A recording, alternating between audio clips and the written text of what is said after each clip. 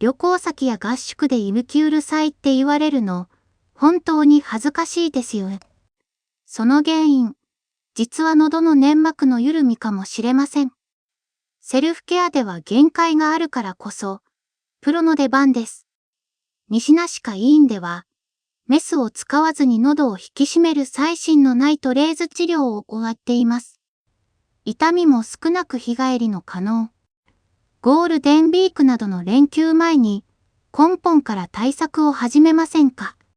いびきの悩みから卒業したい方は、コメント欄のリンクを今すぐチェック。